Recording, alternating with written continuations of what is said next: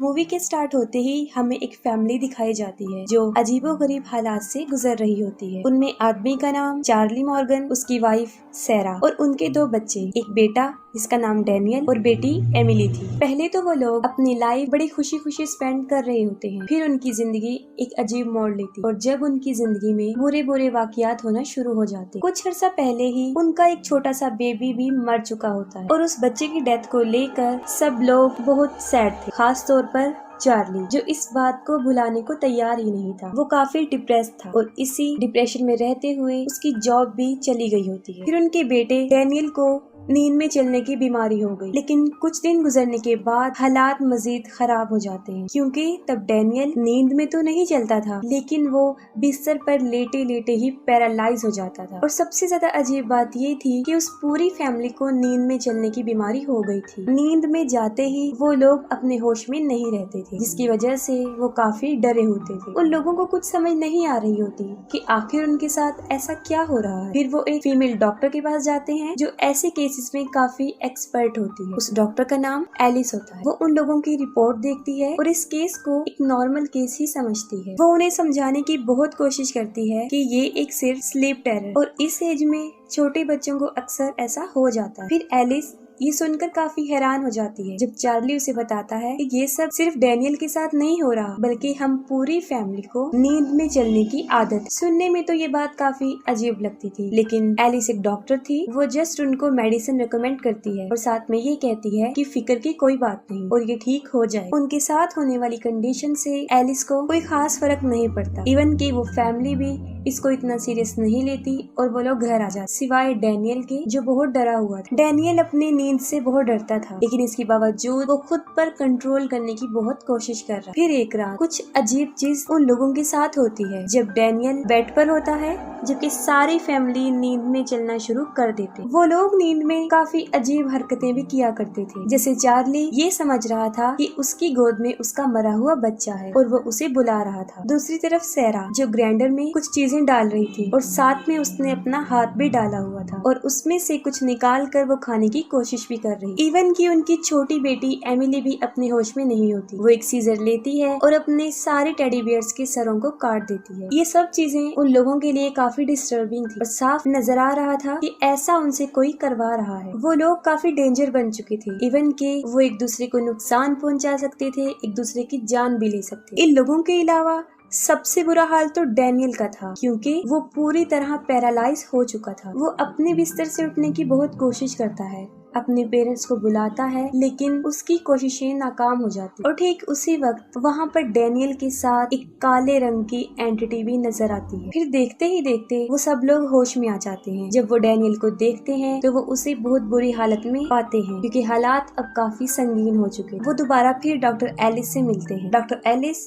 उन सब को एक रात के लिए एडमिट कर लेती है। वो उन सब के टेस्ट लेती है और ये जानने की कोशिश करती है कि आखिर उनके साथ ऐसा क्यों हो रहा है। वो उन सब को एक रूम में सुलाने के बाद कैमरास के जरिए उन्हें मुसलसल देखती रहे। आधी रात गुजर चुकी होती है, तब तक तो सब कुछ नॉर्मल होता है, लेकिन जरा सा जहन एलिस का कंप्यूटर से इधर उधर होता है तो उन लोगों के साथ फिर से अजीबोगरीब होना शुरू हो जाता है। डैनियल तो पैरालाइज हो चुका होता है और बाकी सब नींद में अजीबोगरीब हरकतें करना शुरू कर देते। फिर अचानक से डैनियल ये महसूस करता है कि जैसे कोई उसे बिजली के झटके लगा रहा हो। ये सारी आवाजें जब एलिस तक पहुंचती हैं तो वो और उसका डॉक्टर फौरन उनकी हेल्प के लिए भागते हैं। वहाँ पर चार्ली अचानक से एलिस पर हमला कर देता है और उसे मारने की कोशिश करता है, लेकिन फिर एक लड़का कैम जो उस हॉस्पिटल में स्वीपर होता है, वो चार्ली के सर पर वार करता है और एलिस की जान बच जाती है। इस हादसे के बाद चार्ली को अरेस्ट कर लिया जाता है, क्योंकि उसने एलिस पर हमला किया और उसे जान से मारने की कोशिश की। हालांकि ये सब कुछ उसने जानबूझकर नहीं किया। उस फैमिली को इसके बाद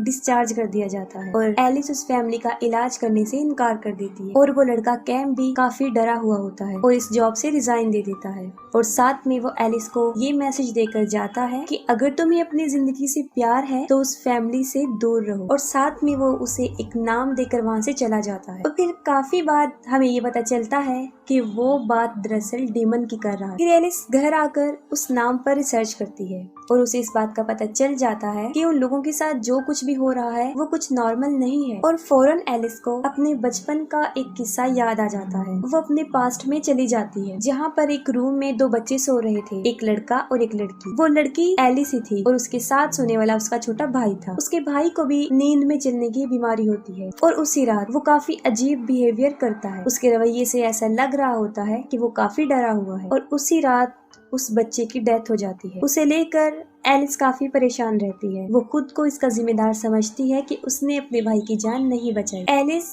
इन सब सुपरनैचुरल इंसिडेंट्स को मान लेती है और वो ये जानना चाहती थी कि आखिर उस फैमिली के साथ ऐसा क्यों और क्या हो रहा है, और साथ में उसके भाई के साथ भी उस रात क्या हुआ था। फिर दूसरी तरफ दिखाया जाता है वो फैमिली भी काफी मुश्किल में, क्योंकि चार्ली के जेल जाने के बाद सिर्फ सैरा ही अपने बच्चों का ख्याल रख रही। फिर उसी रात उनके साथ कुछ अजीबोगरीब होता है और जब सैरा होश में आती है तो वो देखती है कि उसकी छोटी बेटी एमिली ने अपनी डॉग को उसी सीजर से मार डाला था और डैनियल भी पैरालाइज हो चुका होता है। एलिस को उस फैमिली की बहुत फिक्र होती है और वो उनकी हेल्प भी करना चाहती है। सबसे पहले वो चार्ली की जमानत करवाती है। वो लोग समझ जाते हैं कि इन सब हादसात का कोई साइंटिफिक प्रूफ नहीं है, ये सब कुछ सुपरनैचुरल है, और सोचते हैं कि उन्हें किसी ऐसे शख्स के पास जाना चाहिए जो इन सब बातों को जानता हो। तब फौरन एलिस को कैम का ख्याल आता है जो इन सबको डेवन कह रहा था। वो लोग कैम से मिलने जाते हैं। तब उन्हें ये पता चलता है कि ये सब कुछ कैम के साथ नहीं हुआ बल्कि उसके ग्रैंडफादर के साथ हुआ था। अब वो काफी बूढ़ा हो चुका था। उसका नाम अमेडो था। वो चार्ली और एलिस को बताता है कि ये सब कुछ कोई और नहीं बल्कि डीमन कर रहा है और वो ऐसा तब तक करता रहेगा जब तक वो डैनियल की जान ना ले ले। यानी अब डैनियल का बचना नामुमकिन था। ये सब कुछ अमाडो के साथ भी हो चुका था, लेकिन वो इसलिए बच गया क्योंकि उसकी जगह कोई और मर चुका था। लेकिन इसके बाद भी डीमन ने अमेडो का पीछा नहीं छोड़ा। तब उसने अपनी आई लीड्स ही काट दी और उसके बाद कभी भी उसे नींद नहीं आई। यहाँ साफ जाहिर हो जाता है कि ये डीमन काफी पावरफुल है जो सिर्फ नींद के वक्त ही आता है। लेकिन वो लोग इस मिशन को लेकर आगे बढ़ते हैं क्योंकि वो डीमन के बारे में थोड़ा बहुत जानते थे। उन्हें पता चल जाता है कि डीमन का मेन सोर्स डैनियल है और जब डैनियल सो जाएगा तो तभी डीमन आ जाएगा जो कि बाकी लोगों पर भी अपना कंट्रोल कर सकता है। तब वो कोशिश करते हैं कि वो डैनियल को जगाए रखें। वो लोग डैनियल को इंजेक्शन देते हैं और फिर एनर्जी ड्रिंक, जिसकी वजह से वो एक रात तो इजीली जाग लेता है। लेकिन ये डैनियल को बचाने का सही रास्ता नहीं था, जिस पर एलिस उन सबको बताती है कि चाहे डीमन हो या गोस्ट इस डायमेंशन में नहीं आते बल्कि वो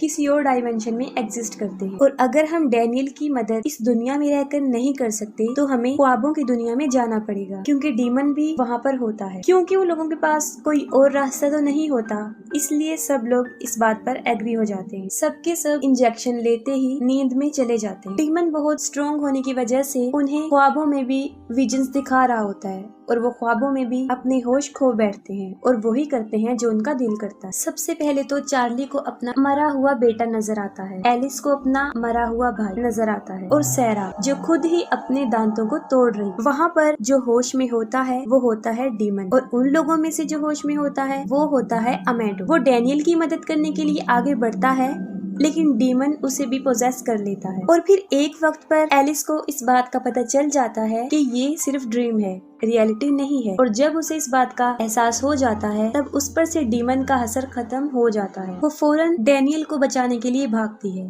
लेकिन अब तक डीमन ने अमाडो पर अपना कंट्रोल किया हुआ था और वो डैनियल को मारने वाला था। तब एलिस फौरन अमेडो को जान से मार डालती है। डीमन को इस दुनिया में से भेजने की एक वजह होती है, जब कोई उसके लिए सैक्रिफाइस करे तो वो यहाँ से चला जाता है। लेकिन उसके बाद एलिस को पागल समझा जाता है और उसको अजाइलम में भेज दिया जाता है। हम देखते हैं कि अब डीमन एलिस की छोटी बेटी के पीछे लग गया है और वो उसे भी जल्द मार देगा। फिर हमें बताई जाती है डीमन की रियलिटी कि ये तब पैदा हुआ जब पहली मर्तबा इस दुनिया में किसी ने ख्वाब देखा था। ये कमजोर लोगों को अपना शिकार बनाता है और जो बुरे ख्वाब आते हैं उसके आने की वजह भी यही होती है। ये डीमन काफी पावरफुल होता है और उसके पास ये एबिलिटी होती है कि वो अपनी मुख्तलिफ शेप्स दिखा सकता है। पहले वो बच्चों को अच्छे अच्छे ख्वाब दिखाता है ताकि बच्चे डीमन के फ्रेंड बन जाएं, लेकिन बाद में वो अपना असली रंग दिखाता है। वो अपने शिकार को आहिस्ता आहिस्ता मारता है जिससे उसे काफी मजा आता है। और एंड सीन में ये दिखाया जाता है कि एलिस पागल नहीं होती, वो डीमन वाकई ही अब एलिस की बेटी के साथ होता है और मूवी यहाँ पर एंड हो जाती है।